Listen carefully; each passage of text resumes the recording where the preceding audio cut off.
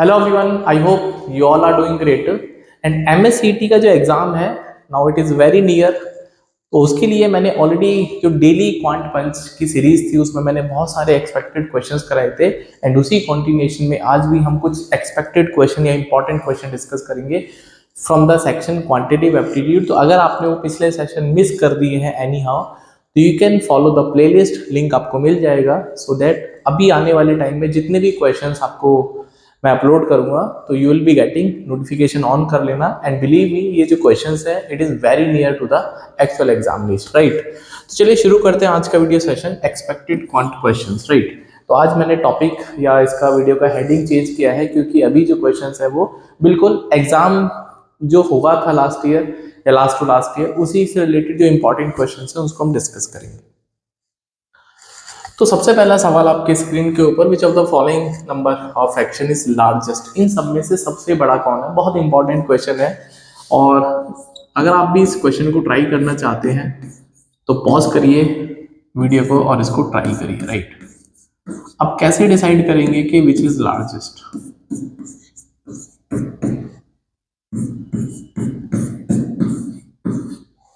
Right.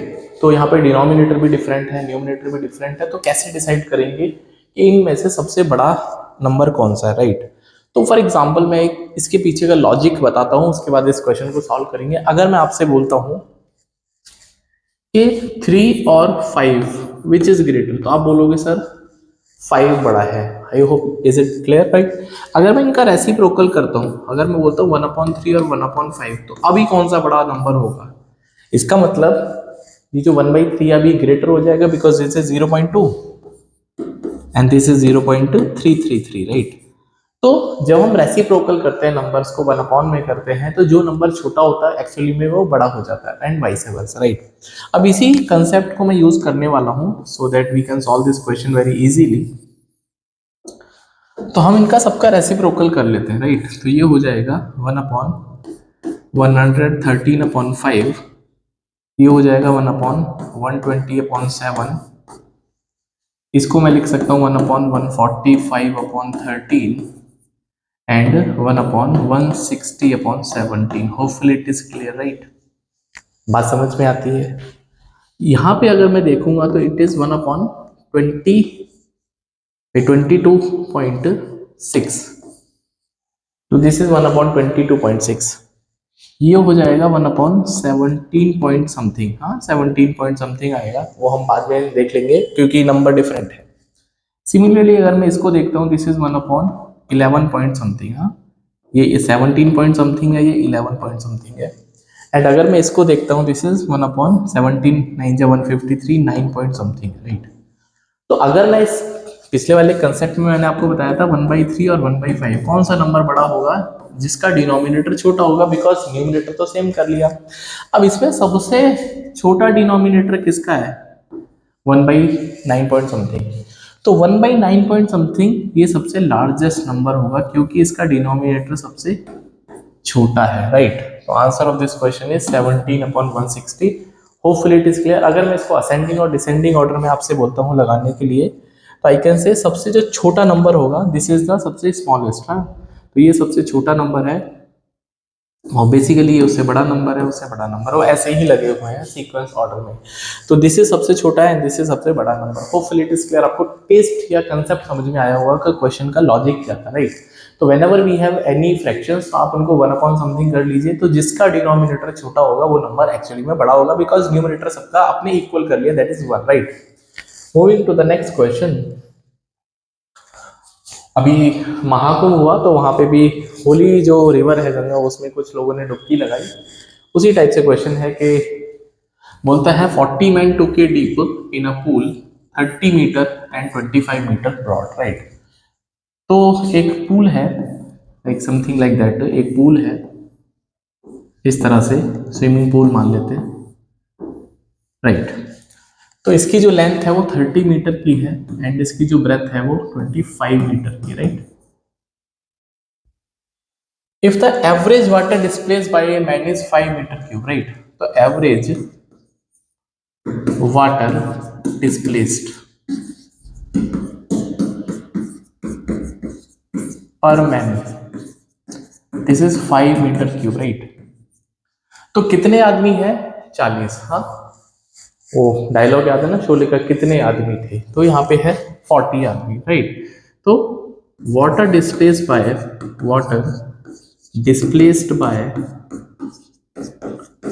40 man. तो एक आदमी अगर 5 मीटर क्यूब पानी डिस्प्लेस करता है तो 40 आदमी कितना डिस्प्लेस करेंगे? That is 200 metre cube. Hopefully it is clear, right. भाई मल्टीप्लाई कर देंगे, एक आदमी 5 मीटर क्यूब पानी डिस्प्लेस करता है तो 40 आदमी मल्टीप्लाई करने पर 200 metre cube. What will be the rise in the level of the pool? तो जो पूल का पानी है वो कितना उठ जाएगा? आपने देखा होगा ना, अगर मैं साइंस के टर्म्स में बात करता हूँ, आर्किमिडीज प्रिंसिपल, अगर हम किसी ऑब्जेक्ट को डुबाते हैं किसी लिक्विड में तो उतना ही लिक्विड डिस्प्लेस होता है जितना उसका वेट होता है। बट साइंस की बात नहीं करेंगे, मैथ्स की बात करते हैं। तो मान लेते हैं आपके पास पहले ये लेवल था, इनिशियल लेवल था। अभी जब इसमें 40 आदमी जो है वो डुबकी लगाते हैं, हाँ मान लेते हैं 40 आदमी डुबकी लगाते हैं, ऐसे करते करते 40 आदमी डुबकी लगाते हैं तो लेवल जो है थोड़ा सा वो इंक्रीज हो जाएगा, लेवल विल बी लाइक इतना। तो ये कितना राइज हो जाएगा आपको ये बताना है। तो अगर मैं लेवल की बात करूँ तो पहले मान लो पहले ग्राउंड से H1 था, पहले ग्राउंड से H1 था और अभी जो है वो ग्राउंड से H2 हो गया, ग्राउंड से हो गया H2, राइट। तो राइज कितना हो गया? राइज हो जाएगा H2 माइनस H1, या फिर मैं इसको डेल्टा H लिख सकता हूँ। भाई डेल्टा का मतलब चेंज इन हाइट, राइट, या लेवल। भाई आप यहां से देखो ना, बेस से, तो बेस से पहले मान लो 5 मीटर पानी था, अभी 7 मीटर हो गया, तो 2 मीटर का तो आपको राइज मिलेगा, राइट। तो अब मैं इस क्वेश्चन के सॉल्यूशन पे बात करता हूँ, राइट। तो जो 200 मीटर क्यूब पानी डिस्प्लेस हुआ है, जो 200 मीटर क्यूब पानी डिस्प्लेस हुआ है, ये वॉल्यूम है, राइट। It is volume. कैसे पता चलेगा सर वॉल्यूम है? क्योंकि जो इसकी यूनिट है वो मीटर क्यूब है, मीटर क्यूब, राइट। तो ये जो वॉल्यूम है it should be equal to the length into breadth into height. But height की जगह भी हम डेल्टा एच यूज करेंगे। ऐसा क्यों करेंगे, इसके पीछे का लॉजिक चलो बता देता हूँ आपको। देखो पहले आपके पास था, पहले जो पानी का लेवल था वो L into B into H1 था। अभी कितना है भाई? लेंथ और ब्रेथ तो सेम है, अभी हाइट हो गई H2, राइट। मैंने आपको बताया H2 बड़ा है अगर H1 से, तो वॉल्यूम चेंज कितना होगा? हाँ, वॉल्यूम चेंज। तो वॉल्यूम जो होगा वो final volume minus initial volume. तो यहां से L इंटू बी तो कॉमन ले लेंगे, यहां से क्या करेंगे? L इंटू बी कॉमन ले लेंगे, राइट। जब आप L इंटू बी कॉमन ले लोगे तो ये बचेगा H2 माइनस H1, जो कि है L into B into delta H. तो मैं आपसे यही बात बोल रहा था कि जो वॉल्यूम होगा वो L into B into delta H हो जाएगा, राइट। आपको डेल्टा एच की वैल्यू निकालनी है। तो ये है आपके पास 200, लेंथ है 30 और ब्रेथ है 25 इंटू डेल्टा एच। तो यहाँ से जो डेल्टा एच की वैल्यू आएगी दैट इज 25 इंटू 8, तो 8/30 ये आ गया metre.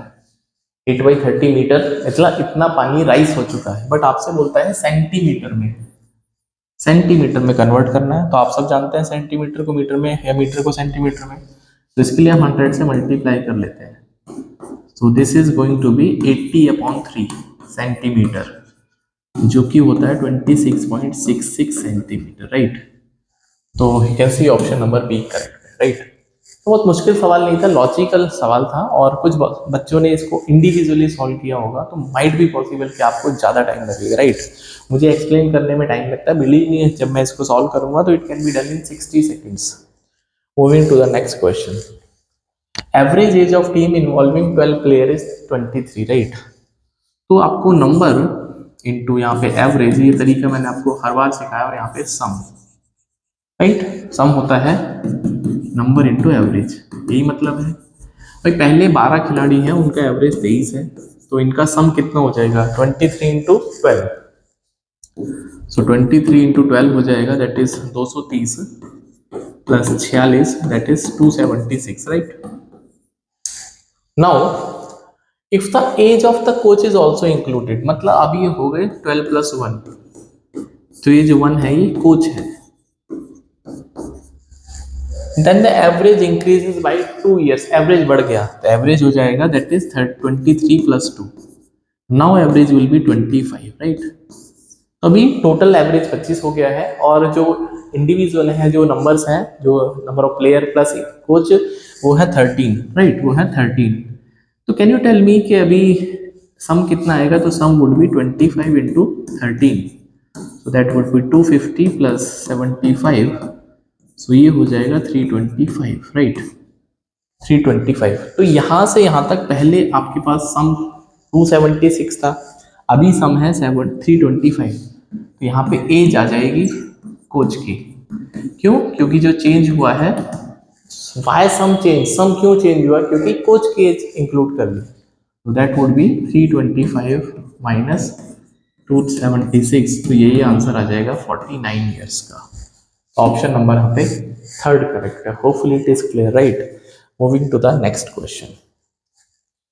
N item is sold at 2 successive gains, gains मतलब प्रॉफिट हो रहा है। तो पहला जो गेन है वो है 30% का, और दूसरा जो गेन है वो 20% है, और ये दोनों सक्सेसिव है, राइट।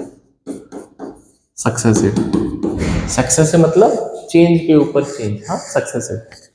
तो if the final selling price is 31,200, तो उसका कॉस्ट प्राइस निकालना है। बहुत सारे तरीके हैं, 75 तरीके हैं सवाल को करने के लिए, राइट। आप कैसे भी शुरू कर सकते हैं। जैसे फॉर एग्जांपल कुछ नहीं समझ में आता तो प्राइस को x की जगह 100x मान लो, उससे क्या फायदा होता है? कैलकुलेशन इजी होती है, राइट। भाई उतना तो आप सब कर ही सकते हैं। तो मान लेते हैं पहले प्राइस आपका 100x है, CP। तो पहले इसको 30% आपको गेन करना है। तो 30% ऑफ 100 वुड बी 30, तो दैट वुड बी 30, ऐड करेंगे तो 130x हो जाएगा। उसके बाद आपको 20% फिर से गेन करना है। तो 10% होगा 130 का 13, भाई 10% होगा 130x का 13x। सबसे आसान काम है 10% कैलकुलेट करना। कैसे? आपको कुछ नहीं करना है, जो नंबर है ना इसके राइट हैंड साइड से एक डेसिमल हटा दो, और जीरो है तो जीरो हटा दो, राइट, डेसिमल चिपका दो यहाँ पे। तो ये 13 इसका 10% होगा। तो फिर 20% कितना होगा? Every one knows this is going to be double हो जाएगा 26x, राइट। तो प्लस से 26x करेंगे तो ये हो जाएगा 156x। Hopefully it is clear, right. Now question बोलता है हमसे कि जो सेलिंग प्राइस है फाइनली ये 31,200 के इक्वल है। तो x की वैल्यू कितनी आएगी? 31,200 डिवाइड बाई 156, राइट। तो x की वैल्यू कैलकुलेट कर सकते हैं। एक तो तरीका है, इसको डिवाइड कर लीजिए, या थोड़ा सा ये है कि फैक्टराइज वगैरह करके तो डिवाइड कर लीजिए, राइट। तो जैसे मेरा मन ये कहता है कि अगर मैं इसको लिख देता हूँ 12 से डिवाइड कर लेते हैं। 12 इंटू 13 156, 12 1 जा 12 2 जा 24, बचेगा 7, और 12 6 जा, और ये हो जाएगा 200 टाइम्स।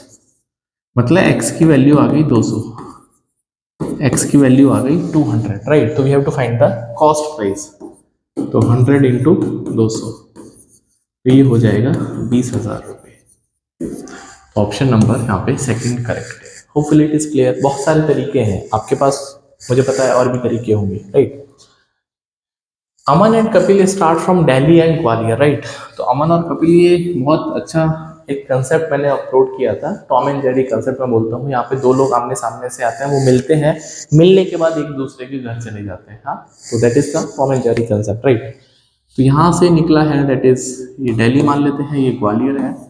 तो दिल्ली से भाई साहब अमन निकलता है और कपिल निकलता है, अपने कॉमेडी शॉप को छोड़ के कपिल निकलता है ग्वालियर से, and they towards each other, right. तो they meet, for example M point पे इनका मीटिंग होता है। वो एक ही समय पे निकले हैं, हाँ, एक ही समय पे निकले। तो आप खुद मुझे सोच के बताइए, जब मैं भी 8 बजे निकल रहा हूँ और मेरा फ्रेंड भी 8 बजे निकल रहा अपने घर से, और हम लोग 11 बजे मिलते हैं, तो दोनों जो है वो equal number of time, that is 3 घंटे ये ट्रैवलिंग करेंगे, राइट। तो मान लेते हैं यहाँ से यहाँ तक पहुँचने के लिए अमन को T आवर्स लगे, और यहाँ से यहाँ तक पहुँचने कपिल को T आवर्स लगे। Hopefully it is clear, right. Now they meet at Mathura, Mathura पे मिलते हैं, एंड देन 196 मिनट। तो ये 196 मिनट लेता है मिलने के बाद, and 2 to 5 minutes, 2 to 5 minutes.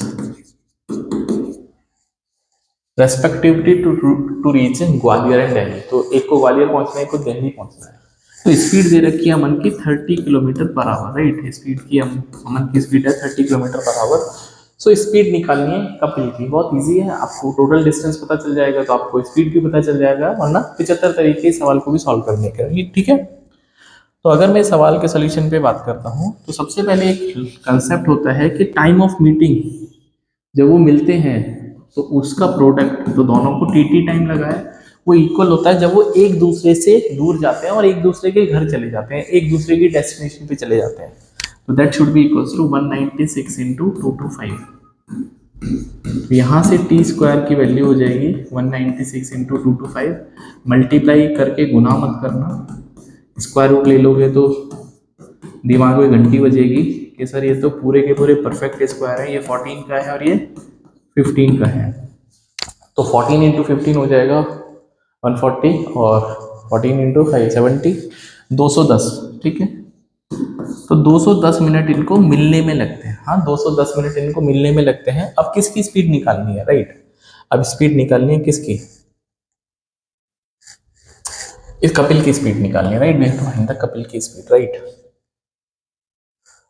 तो अगर मैं इस डिस्टेंस mg की बात करता हूँ, हाँ डिस्टेंस mg, तो mg डिस्टेंस कितना होगा भाई, डिस्टेंस होता है स्पीड इनटू टाइम। तो स्पीड है इसकी 30 की। भाई ये वाली जो डिस्टेंस है mg, ये इसने भी तो ट्रेवल करी है 30 किलोमीटर की स्पीड, और इसने 196 मिनट ली है, राइट। तो 196 और इसको आवर में कन्वर्ट करेंगे तो 60 से, तो ये हो जाएगा 48 किलोमीटर, राइट। इसका मतलब ये जो डिस्टेंस है 48 किलोमीटर है। Hopefully it is clear. अब ये जो डिस्टेंस है 48 किलोमीटर, ये इसने 210 मिनट में ट्रेवल करी है। किसने, जो बंदा यहाँ से निकला है कपिल ने, राइट। तो कपिल ने इसको लिए हैं 210 मिनट। तो speed of Kapil distance upon time, तो 210 किलोमीटर एंड टाइम लगा इसको 210 मिनट, सॉरी डिस्टेंस है आपके पास 48 की, राइट। और टाइम है 210 मिनट का, इसको आवर में कन्वर्ट करेंगे तो 60 ऊपर चला जाएगा मल्टीप्लाई में, और ये हो जाएगा 210। तो 3 2 जा 6, और भैया जी 3 7 जा 41, और कुछ ना कुछ तो इसका मतलब एरर हो गया है। 15 एकम 15, 60, 150, 210 और 196 का मतलब हो गया 30 की स्पीड है, तो किलोमीटर पर आवर में निकालना है ना भाई। 30 इसकी स्पीड होगी, टाइम है इसके पास 196 मिनट का। They meet at Mathura and then 196 minute to reach Gwalior. तो ये ग्वालियर जा रहा है, अमन निकलता है दिल्ली से, ठीक है यार। तो 30, ओहो ओहो ओहो, my mistake my mistake my mistake. कैसे मिस्टेक हुआ देखो भाई, 30 इंटू 260, तो ये जो आएगा ये 98 आएगा। कितना आएगा, मैंने जल्दबाजी में इसको सिर्फ 96 समझ लिया, बेसिकली ये 196 था, राइट। जब गलती किसी से भी हो सकती है, तो it shows that I am also a human being, not a robot. तो जो डिस्टेंस है वो 98 है। I am not also a robot, right. मैं भी इंसान हूँ और कोई भी व्यक्ति है, गलती कर सकता है, कोई बड़ी बात नहीं, राइट। बट गलती को सुधारना अच्छी बात है। तो distance is 96, sorry 98, 98 and time is 210 and divide by 60। So अभी आई थिंक ये आ जाएगा 98 into 60 divide by 210। So there is no use of zero. तो 3 से व्हाट हैपन, 3 2 जा 6, 3 7 जा एंड 7 से हो जाएगा 14 and 14 into 2 28 kilometre per hour. तो सावधानी हटी, दुर्घटना घटी। Moving to the next question. तो ज्योमेट्री का क्वेश्चन है, बेसिकली ये बोलता है एबीसीडी इज अ पैरेललोग्राम। एक पैरेललोग्राम ड्रॉ करना है आपको जिसका नाम है एबीसीडी, in which AB is 7 and BC is 9, AC 8 है, दिस इज 8। तो length of the other diagonal, right. बहुत ही खूबसूरत सवाल है बेसिकली, राइट। तो आपको जो दूसरा डायगोनल है इसकी लेंथ निकालनी है, आपको निकालना है बी डी। काफी खूबसूरत क्वेश्चन है, आपको निकालना है बी डी, राइट।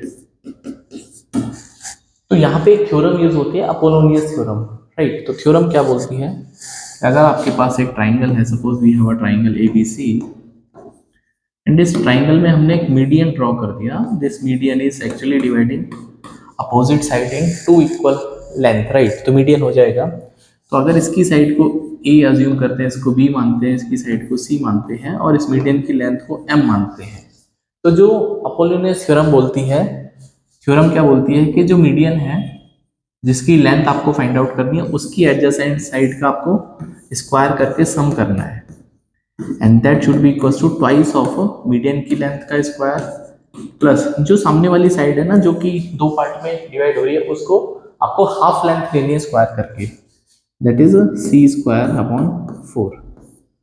ये हाफ लेंथ हो जाएगी सी, सॉरी मैंने तो ऑलरेडी हाफ ही कर रखा था ना, तो मैं हाफ लेंथ तो मैंने ऑलरेडी सी सी लिख रखा है, राइट। तो that is actually see square, right. तो ये थ्योरम है, इस थ्योरम का यूज करेंगे तो आंसर आ जाएगा, राइट। अब देखते हैं। तो अगर मैं इसको देखता हूँ, जो डायगोनल होते हैं पैरेललोग्राम के, वो बाइसेक्ट करते हैं, वो क्या करते हैं, बाइसेक्ट करते हैं। तो अगर मैं इसकी लेंथ को m मान लेता हूँ, तो हमको m निकालना है, और ट्राइंगल आपके सामने है, एक साइड 7 है, एक साइड 9 है, और जो सामने वाली साइड है वो 4 4 में डिवाइड हो जाएगी, 4 4, राइट। तो क्या आप m निकाल सकते हैं using the same theorem, that is 7 square plus 9 square should be equals to m square plus 4 का स्क्वायर, और इसका डबल करना है, राइट। तो ये हो जाएगा 81 plus 49 should be equals to twice of m square plus 16, तो ये हो जाएगा 130 और divide by 2 equals to m square plus 16, और ये हो जाएगा 65। मैं ऊपर लिख देता हूँ, I have some space issues. तो 65 equals to m square plus 16, M square की वैल्यू आ जाएगी 49, एम की वैल्यू आ जाएगी 7। तो ये जो लेंथ है एम 7 है, एम क्या है 7। आप सोच के देखिए, जो फिगर बता रही है मुझे कि अगर ये लेंथ 7 है, तो फिर ये लेंथ भी कितनी होगी 7, क्योंकि आमने सामने के जो पोर्शन है वो इक्वल होंगे।